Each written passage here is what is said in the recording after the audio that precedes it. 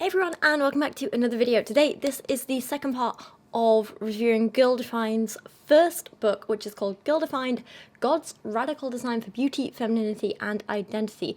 If you missed the first video, you can go and check it out via the link in the description below. So basically, they think that all the problems that all women in the world ever have are because feminism is forcing liberation, independence, and sexual freedom on women.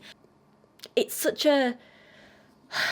This book is literally the epitome of white, middle-class, privileged women not knowing how good they have it, and then bitching about feminism, which has pretty much given them everything they have today, and not realizing that it's the exact reason they're even allowed to write this book in the first place, and forgetting that every other type of woman exists. It wasn't all that long ago that if a woman wanted to write a book, she had to do it under a male pseudonym. And yeah, I'm looking at you, George Eliot and Cura Ellis and Acton Bell, or should I say, Mary Ann Evans and the Bronte sisters. The fact that Kristen and Bethany can even write this book and publish it and put their own names on it is something that they have feminism to thank for, and I don't think they seem to realize this. The fact that they can spew all this hatred about feminism is because of feminism. I don't think they realize how lucky they are and how privileged they are and how much great stuff they have in this world. We don't all have the life that Girl Defined have. We don't all have rich families or rich husbands to pay for everything for us. Some of us actually value our liberation and our independence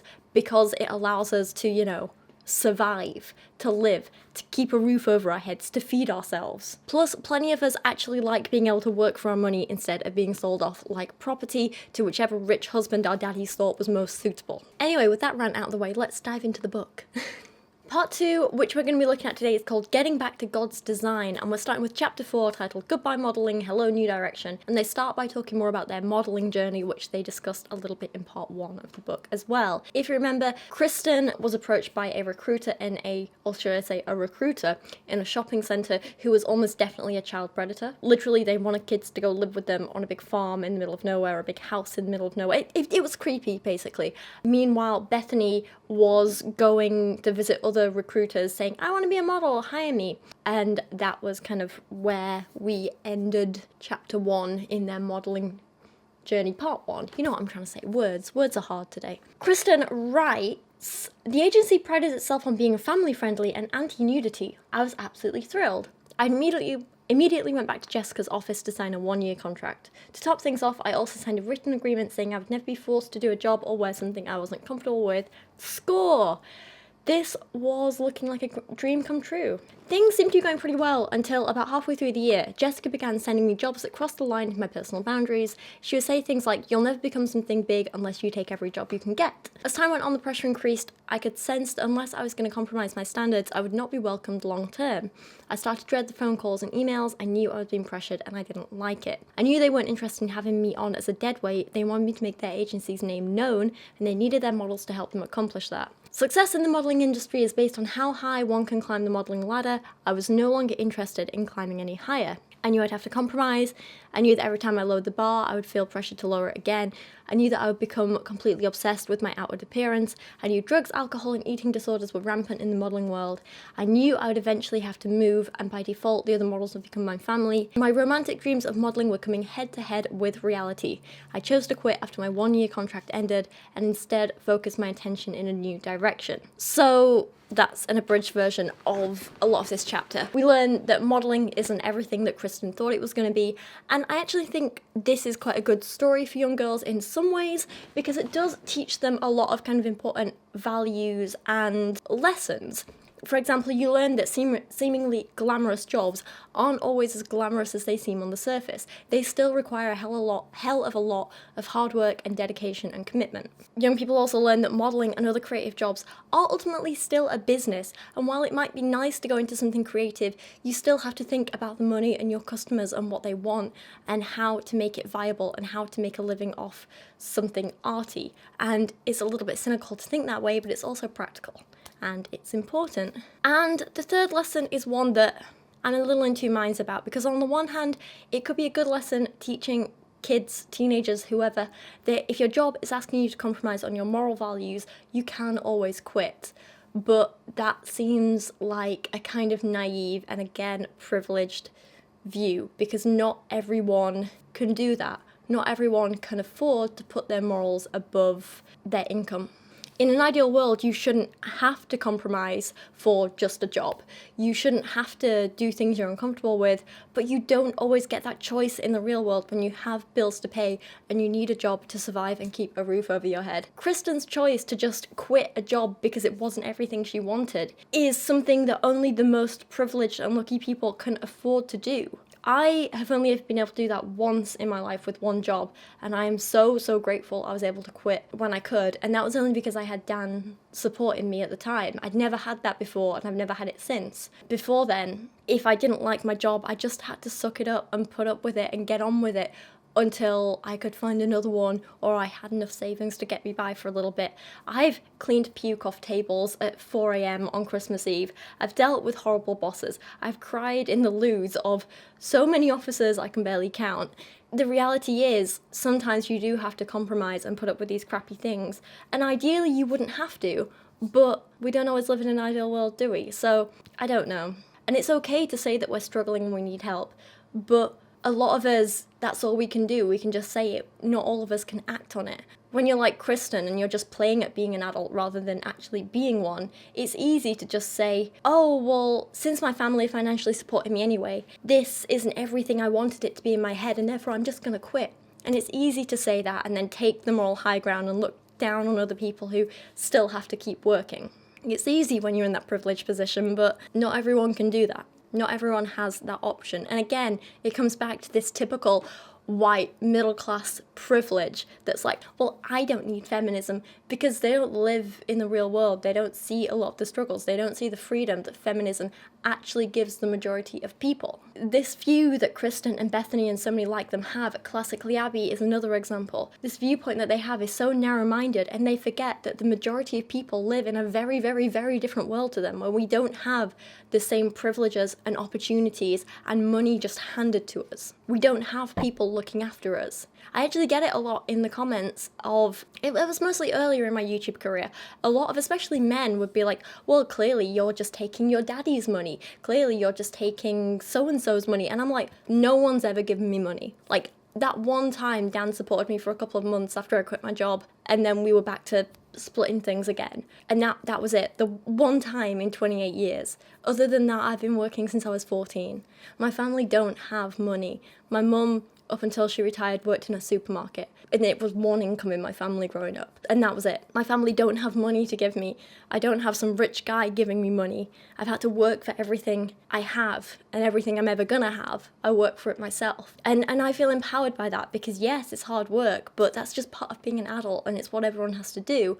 And if it wasn't for feminism and this, liberation and independence that Girl Defined mock and put down so much, I wouldn't be able to do any of this, and I would be screwed, and I'd be on my own, and I don't know what I'd do. The point is, they don't seem to understand that people have different lifestyles to them, and it's frustrating. I'm rambling, let's get back to the book. So Bethany's story, she gets rejected by the modelling agency she applied to, but she claims that it was because she didn't want it, because she wasn't willing to do the work, so something, she's trying to take the moral high ground again and be like, I'm better than everyone else in this agency, blah, blah, blah, blah, blah.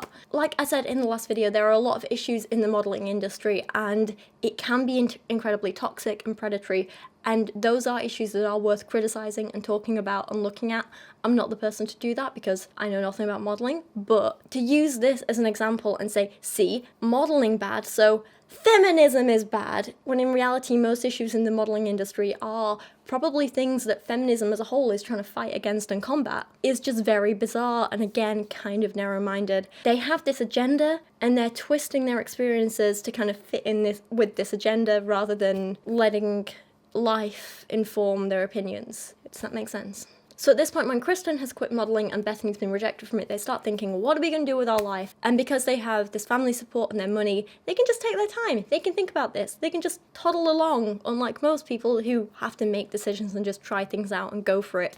So they say, we didn't want to get halfway down the trail and realise, oh no, we should have picked a different path. We weren't interested in backtracking. We didn't want to waste our energy. We didn't want to waste our time working towards the wrong end goal. We wanted to start right. And I'm sure a lot of people feel the same. No one wants to waste their time. People would love to get everything right first time, But it's just not realistic, is it? And not everyone has the time to sit around and think for several months or years and make sure they only start when they're 100% ready. Not everyone has the chance to do that. Not everyone has the opportunity. So again, I mean, in real life, very few people get things right the first time. And that's just life. And there's nothing wrong with getting things wrong. There's nothing wrong with changing your path or whatever you want to call it. There's nothing wrong with making a change in life if it's going to make you happy. You're never too old to go back to school or retrain or try a different career. And it's not helpful for anyone for these two to make out like you need to get it right the first time and kind of being quite shaming about people who don't. I changed my course at uni because it wasn't right for me, and I ended up in a very different career, this, to what I had planned in my final years of uni, to what I had planned in my first years of uni, to what I had planned growing up. Things change. Your actions can change. You don't have to pick one path and stick with it, and you don't have to wait until you definitely 100% know for sure before you act. Sometimes you need to act before you realise. Life is about learning as you go, and that's what's important. And there's nothing wrong with wanting to retrain or re-educate yourself or try something different. There's no timeline, no schedule. Just try things out. It's all good. They go on to say, at this point in our lives, we definitely had a better than average understanding of our femininity. I don't know why that makes me laugh so much, but it does every time I read it. We were very blessed to have parents who loved each other and took the time to train and mentor us as young girls. They gave us a strong foundation to work from and pointed us in the right direction. Having that groundwork was huge. However, we eventually had to make our lives our own. We couldn't do everything according to what Mummy and Daddy said. Our beliefs had to guide us. We had our own choices. So they stopped parroting Mummy and Daddy and started parroting an ancient book instead, because they didn't actually want to think for themselves. That's too hard, that's too much effort. Just parrot what other people say, and life is so much easier. It's less effort when you're lazy. They just swapped one authority figure for another to blindly follow. So they go away and they study books about biblical womanhood and femininity and blah blah blah, because that's not a waste of time. I say, as I sit here reading and reviewing a book on biblical femininity, I'm fully aware of the irony there. Anyway, that was kind of a boring chapter, so on to chapter 5, titled Gender, You Are Oh So Magnificent. And in this one, they get slightly, very disgustingly offensive about gender. There's some transphobia in here. It's not so subtle, but content warning, if this is going to upset you, you can skip forward, that's okay. God, this just gets worse the more I read. And it opens with the scenario. Imagine walking into a clothing store and the sales clerk approaches you and says, "Welcome to our store, sir," or "ma'am." Shocked, you raise an eyebrow and say, "I'm a ma'am, not a sir." "Oh, pardon me," he says apologetically. "I just didn't want to assume. Better safe than sorry these days." Offended and confused, you walk away wondering why someone would ever refer to you as a sir. Why are you offended and confused? He literally explained that he was just asking what your gender identity is and what your pronouns are, so he doesn't offend you or anyone else. This is a question he probably asks to every single person. He's literally trying to avoid anyone feeling offended and confused by making assumptions about them. He's literally trying to avoid that. And the fact that you're offended by a question designed to literally make sure no one else is offended says more things about you than this guy. He didn't say, "I think you look like a man." He didn't say, "You look very manly today." He said, "Sir or ma'am?" As in, which one do you prefer? It's a simple question. It's not offensive. Not assuming someone's gender makes as much sense and is as simple as just not assuming someone's blood type so you don't give them the wrong treatment. If a doctor came up to you and said, "What's your blood type?" you wouldn't get offended and say, "I'm an O positive. How can you not tell? This man here, he thinks I'm an AB. Disgusting. Fire him." You wouldn't be like that. It's ridiculous. Because he's just asking something to clarify and check so he doesn't give you the wrong treatment. It's the same with gender. Just ask what pronouns people prefer, what their identity is. It's better to ask and just get it right first time than to make assumptions and risk offending someone. It's not difficult. And it's not a big deal. Then the next part of the book, they go on to complain about some Swedish school. Why is this full of like tongue twisters today? Some Swedish school, there we go, funded by taxpayers, which apparently makes it worse, which is trying to use more gender neutral terms like friends instead of boys and girls, which is fair. They're avoiding gender stereotypes in terms of toys and decoration and stuff. It's just basic stuff. It's not a big deal. It's literally just the school trying to be a bit more inclusive and make sure that everyone feels accepted and everything. It's not a problem. No one's being excluded or prevented from doing what they want. No kids are being restricted in any way. No kids are being hurt. And yet Girl Defined are so offended by this. It's ridiculous. They're literally just saying that, like, you know, if a bunch of them are playing, like, families or whatever, they can have more than one person being a mum. That's not hurting anyone. That's not offending anyone. It's just letting kids express themselves when they play. Girl Defined and people like them get so offended by the silliest little unharmful things. It's ridiculous. Yeah, so, like, listen to this as an example. Director Lotte Rajalin, names are hard, but the director says, staff members also try to help children discover new ideas when they play. A concrete example could be when they're playing house and the role of mum is already taken and they start to squabble, she says. Then we suggest 2 mums or 3 mums and so on. The underlying goal of this Swedish preschool is to erase all gender distinctions between males and females. It's striving to create a world in which gender doesn't exist and each person can choose what kind of person they want to be, which I should add is Girl Defined's interpretation of this, not what the school says. Because to me it doesn't sound like they're trying to erase gender at all. It sounds to me like they're just trying to show that gender doesn't have to be a restrictive thing, and helping children discover new ideas and creating a world where each person can choose what kind of person they want to be. That sounds fantastic. How is there anything bad there? They are fantastic, important things to teach children. No child should learn, well, because you were born with a vagina, you have to be a mum. You have to play mummies and babies. You can't be the doctor in this pretend game. You have to hold the baby. That's restrictive. Tying people into these old, outdated stereotypes of gender roles is restrictive. Allowing kids to express themselves and play whatever imaginative games they want. Let everyone be mums. Let everyone play with the babies. Let everyone play as a doctor, a bin man, a baker, whatever. Like, that's what's not restrictive. That's what is helping kids figure out who they are and just letting them explore. And I don't know, how is there anything bad here? And the rest of the chapter goes into the same old tired strawman arguments like, female, male, who cares? We're all the same. We should all do the same things. Instead of promoting our beautiful and unique design as women, we're told it's really not that special. We're really no different from men. And that mindset offends the two of us. It's full of rubbish like that. It's so bizarre that they seem to think that by allowing other people to express their gender identity however they want, that's somehow restricting how they can express their gender identity. Because that's not at all what's happening. Why be offended by how other people define themselves? It's not stopping you from expressing yourself and defining your gender the way that you want to. In all honesty, there's no good reason to enforce stereotypes on kids. Let them just explore the world and figure it out for themselves and figure out what they personally like and don't like. When you give kids the freedom to explore their own identity and the different facets of it for themselves, it puts way less pressure on them. It'll make them happier and more comfortable and more confident in the long term. And you'll end up still with plenty of girly girls and typical manly boys and all that kind of stuff. And you'll also end up with people in the middle and people who float from one side to the other, and all of this is okay because ultimately it's the kids choosing for themselves what they want as they grow up. And if you force them into roles that they don't feel comfortable in, that's when you end up with kids who have these mental health problems and so on. I hate lines like what Girl Defined used, like, we're buying into the lie that sameness is better, because that's literally the opposite of what we're saying. No one is trying to make every kid the same, but you're trying to make every kid fit into 2 categories and say everyone in this category has to be like this and everyone in this category has to be like this, and you must be in the category you're assigned and act this way. They're trying to make everyone the same. The rest of us are just saying, figure out who you are as an individual. It's all good. I don't understand why this is so difficult to grasp. Everything they go on to say is so hyperbolic, and they never go on to say why any of this stuff that they complain about is actually inherently bad in any way in their eyes. So for example, they say, men don't know how to be men anymore. Women don't know how to be women anymore. Marriages are in shambles. Relationships are spiraling downward. Homes are more like hotels. Kitchens are more like drive-thrus.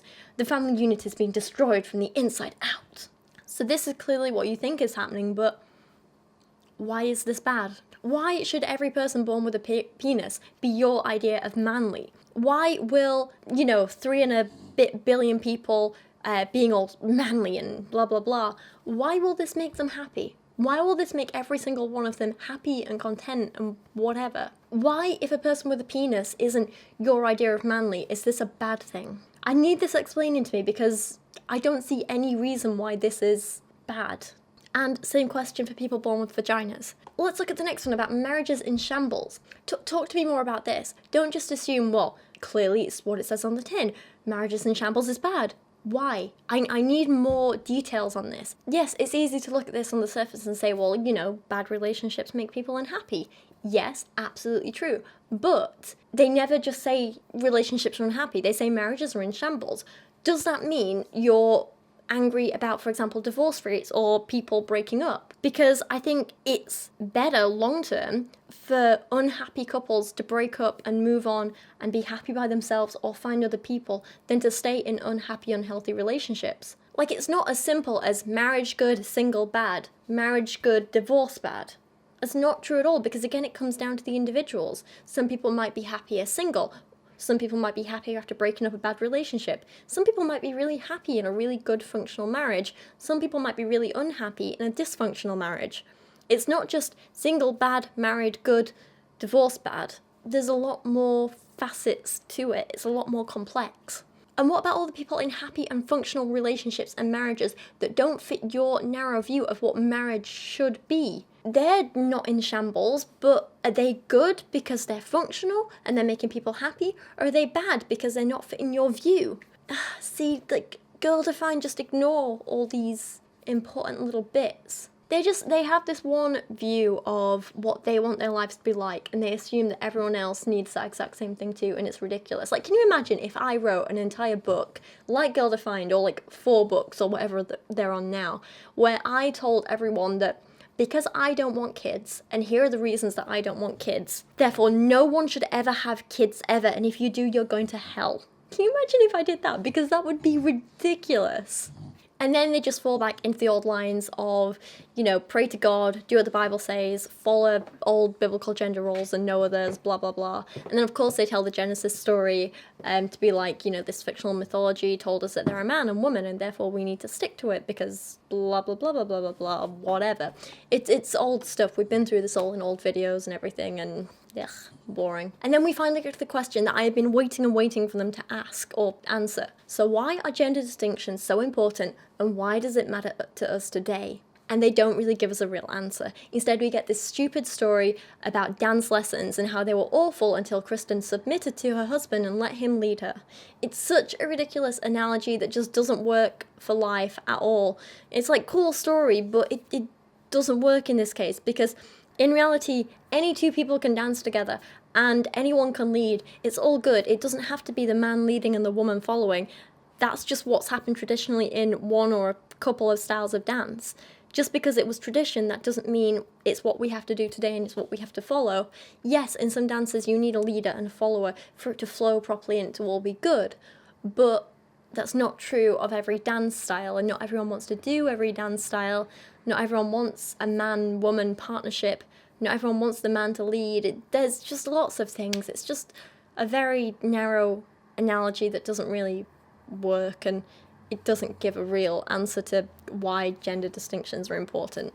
It doesn't tell me, why does the man need to lead and not the woman? Surely the dance would have been just as good if the woman led and the man followed, because they'd still be flowing, it would still work, it's still, you know, they go on to write, God designed the male with a specific role and purpose to fulfill. Likewise, he designed the female with a specific role and purpose to fill.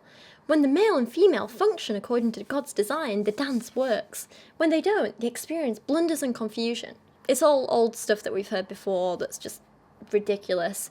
You know, instead of saying all women have this function and all men have this function, maybe just realise that all people have different roles in society and everyone should be allowed to explore what theirs is and settle into the one that they're best at. Rather than being stuffed into narrow gender-based roles based on their genitals, maybe we should just let people figure out what their role is for themselves. And then they start talking about how we're like hardwired a certain way because we're women, and how we need to only do what our bodies were designed for according to the Bible. And there's one particular line really rubs me the wrong way. It says, have you ever stopped to think about the unique features God gave to us as women? Seriously, our bodies are built differently than a man's. we have the capacity to get pregnant and carry a baby inside of our wombs. And the implication is that because women can carry children, we should. And we should all be stay-at-home mothers, as they go on to talk about later in the book and blah, blah, blah. So again, this kind of just, like, makes me mad, because, like, are you saying that women like me who can carry children but don't want to, we're, like, deficient in some way? We're not trying hard enough? We're not being real women? Something. What about women who can't carry children? Kristen, you have fertility problems yourself. Surely you see how harmful lines like this can be to some women. I mean, according to you guys, we're only allowed to do what our biology defines. Therefore, if a woman can't carry children, should she never be a mother? It's ridiculous, and it's harmful, and the implications of lines like this are horrific. And think about what this means for men as well. Are men suddenly lesser parents because they can't carry the child? Are they suddenly not nurturing because they can't physically carry a baby in a womb? Is that it? Like, no. Men can be wonderful parents too. So there's a lot of issues with blanket statements like this. This carries on in the next chapter as well, which is titled Modern Chic, Meet Biblical Womanhood. And it opens with the girls and their siblings trying to interview people at a local university to find out what the average person thought about gender design. Their findings were, and I quote, "Every person we interviewed agreed that besides their physical characteristics, guys and girls are different. When we took it a step further and asked what they thought was the specific purpose of being a girl, they had no idea. Most of the interviewees were speechless. They couldn't verbalize even a hint of a clue." So basically they're complaining because they're like, well, we all know men and women are different, but no one can really say why other than physically, you know? And they get mad about this and blah, blah, blah. But this is because it's not really that simple. There are trends in gender differences, but that doesn't mean all men do X and all women do Y. It's far more complicated than that. Tons of studies have been done on gender and sex difference, and most find that while there are general differences or patterns that we can see, for example, women are more likely to do X than men, or men may be more interested in Y than women. Those are general patterns and trends and things. But no study has ever shown that in behaviour all women do X while no men do, or all men do Y while women would never do this. And it's important to note that when we do see these headlines from studies, for example, women more likely to blank, we're talking about patterns and averages and trends here. This doesn't mean men will never do this. And it's very easy to get carried away and forget about the people in the middle, the overlap, the majority of people in the study who are actually very, very similar regardless of gender. So I spoke about this briefly in another video, and I cannot remember which one now, but if I find out what it was, I'll link it in the description below. But basically, as an example here, we might do a study that looks at, for example, are men or women more interested in cars? And we ask 100 men and 100 women to rate their interest in cars on a scale of 1 to 10, 1 being not at all interested, 10 being they're my life. Cool. That's it, we're good, and we get this data set that looks a bit like this, right? And when we work out the average score for all men and the average score for all women, we see that, you know, on average, men score like 5.7 out of 10 on the interest scale, whereas women on average score about 5 out of 10. So we can conclude that men are generally more interested in cars than women. But looking at it on a graph like this, do you see, yes, it kind of skews, so you know, more men do have a higher interest in cars, whereas more women have a lower interest in cars. This is cool, this all makes sense, great, but you can't simply say men like cars and women don't, because look at all these women up at this top end who love cars as much as men. There's not as many women up here as there are men, but there are still women. Look at all this overlap in the middle. All this purple area are people who love cars the same amount as the opposite gender. Does that make sense? Just because we can make a general conclusion that says men are likely to be more interested in cars than women, that doesn't mean women aren't interested in cars. We can't ignore this crossover, and lots of people who only see the headlines of studies like this forget about these people, and they forget about the outliers at either end. These men who hate cars, these women who love cars, they forget about them. I think I originally heard about this kind of like data twisting fallacy type thing, which might have a name, but I can't remember now. I was reading it was either a book or a paper on neuroscience, and I can't remember exactly what it was now, but I think it was talking about how kind of like brain structures differ depending on gender identity, and it was kind of saying like, well, in general, male identifying people have a larger brain volume and female identifying people have a larger brain surface area. And I vaguely remember this was true of transgender people as well. So even if they were assigned male at birth, if they felt more female in their gender identity, their brain actually leaned towards more female, traditionally female brains. Do you know what I mean? Not the point in the story at all.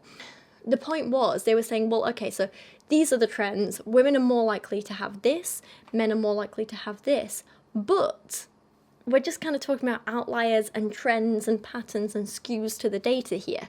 The majority of people actually have very, very similar brains.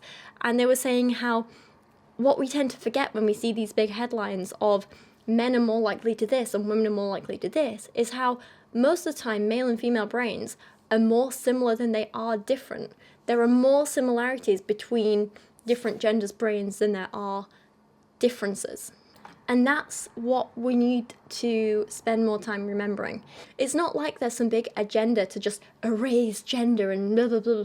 It's like, no, the more we study this and the more we realize it, the more we realize that gender roles and gender differences aren't that big, they aren't that different, they aren't that important. Understanding patterns and trends and which groups of people are more likely to do X or Y or be interested in A or B or whatever, it can be helpful, but it should never be taken as a hard and fast rule. We can use these studies to suggest that, okay, well, maybe more research needs to go towards this area, or funding needs to go towards this group because of this thing, or perhaps we can market our product towards this group of people because it will appeal to them because of blah, blah, blah. We can use these studies to influence our behavior and our actions and those kinds of things, but we also need to remember that the people in the group define the group's traits, not the group defining the traits of the people. Does that make sense? Sometimes there might be underlying reasons for things. For example, men might have more of an interest in A than B. Maybe it's because of socialization and how they were brought up. Maybe it's because of something hardwired in their brains that makes more of them more likely to show an interest in this rather than this, or so on. I'm not saying that, you know, gender and sex don't have an impact. I'm just saying it's probably not as big as we think it is. And these things can change and evolve and develop over times. Girl-Defined goes seriously hard on trying to hammer home these ideas of if you're in X group, you must have these characteristics and blah, blah, blah. And if you're in Y group, you can only have these characteristics. Otherwise, hell and sin and fire and something, something, something, and dysfunctional lives. And it's so wrong, and it's unhelpful to everyone. They write about this study that they did. You can call it that. When asked the question, what is the specific purpose of being a girl, most typically responded hesitantly and with little confidence. Probably because there's no answer. Probably because there's no purpose. People create their own purpose in life. I don't suddenly have a purpose because I was born with a vagina. I create my own purpose as an individual. And so then, as a kind of counter-argument to what we saw in the first part, they give us these 3 new pillars on which to build our lives on. So remember that we're no longer allowed to want liberation or independence or sexual freedom. Instead, we need these 3 new things. Those things are bad, these things are good. 2 of which are good things to base your life on, but they're definitely not woman exclusive or female exclusive or girl exclusive, however you want to put it. They're just good things that good people should be doing anyway. And then the last one is just very problematic for many reasons. So let's take a quick look at them. Pillars 1 and 3 of being a good woman and defining your female identity apparently are she helps others and she nurtures relationships, which both sound great on a surface level until you go on to kind of read their descriptions about them. Because they make the first one to mean that women should be helpers, as in helpers to men, as in we exist to submit to men and do what they need us to do, basically. And it's they write in summary that the dictionary defines the word helper as someone who helps another person with a job or task. Ladies, that's our title in a nutshell. We are designed to find purpose not only in helping our husbands or future husbands, but in also helping people in general. Both single and married women are designed to help others. And yeah, I mean, okay, cool, I'm all for helping other people a lot, that's brilliant. It's what I try and do in my life, it's what I try and encourage other people to do, brilliant. But telling me that I'm designed to find purpose in helping my future husband is just a bit ridiculous. What about all those cases when it's better for me to be a leader than it is for me to just blindly follow someone else because they have a penis? What if I don't want to be married and have a future husband? What if I want a relationship that's built on helping and supporting each other in a partnership rather than it just being women submitting or woman submitting to a man? Like I say, I like the idea of helping others, but the idea of it being an inherent need that we need to follow and help men, it is just lacking a little for me.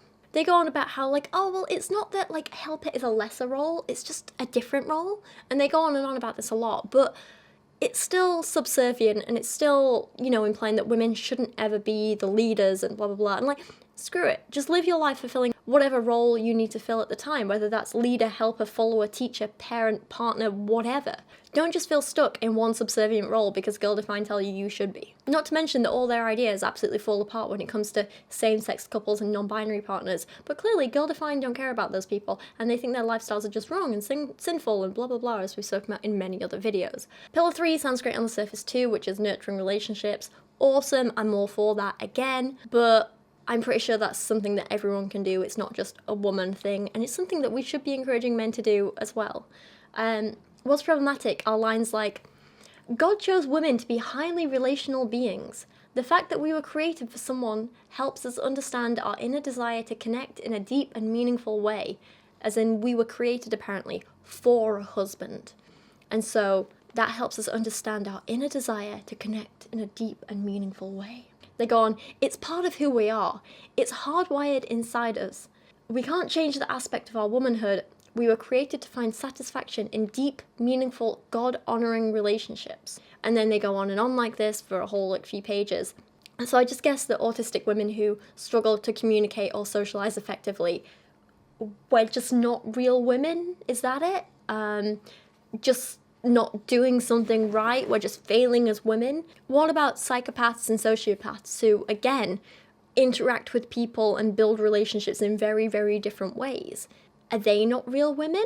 Is that it? They just seem to think that everyone in the world is exactly like them, and they forget that any kind of neurodivergence exists. And not everyone has the same skill sets as they do, and not everyone wants the same things and values the same things, and they forget about this, and it's ridiculous. They're so full of disgusting stereotypes. Like, have you ever noticed how women often travel in packs, or at least in pairs, to restrooms? No, I hate that. Let me pee in peace, please. Why is that? Because we like being together, no matter where we are. It's such a female thing. Like, I actually prefer to be on my own a lot of the time, or when I do, like, interact with people, I like socializing one-on-one with people because it stops me feeling overwhelmed, and I prefer that in general. But they're telling me that as a woman, I'm hardwired to connect in a deep and meaningful way and travel in packs and blah, blah, blah. So the fact that I struggle with that, I guess that means that I'm wired wrong, that I'm not a real woman, I'm not trying hard enough. Is that it? It's just all very shamey and gross. Ugh. These two are just so self-absorbed and narrow-minded that they can't see or understand that people in the real world are just different to them in so many ways. They can't understand that there's more than one way to be a person. They've been locked in their little narrow bubble for so long that, ugh. Pillar 2 is the big one that I have a lot of issues with though, and that is, she produces life. They write, women, we are God's chosen gender to carry, develop, and birth new life. The second pillar of biblical femininity is titled, She Produces Life. She is the key word in that sentence. She is the one who is made for the job. Producing life, both physically and spiritually, is at the core of womanhood. We as women are designed for this function. Now, thankfully, they do mention infertility here. Thank God. It's a relief. But I think they've only mentioned it because, as I mentioned earlier, Kristen herself has struggled with some fertility issues. So, again, it's not that they're understanding that people can be different to them. It's that they're only understanding it because they've been through it themselves. So apparently they say that some women can't have kids because of sin and the fall. But what matters is that your heart wants them. That's what makes you a true woman. So the fact that Kristen wants a kid means she's still a true woman and she's still trying to produce life. and that means it's okay. No matter your season of life, you can live out this aspect of your design. You can be a life giver, which involves the spiritual condition of your heart and your mindset more than anything else. It means looking at God's physical design of your body and asking why he created you that way.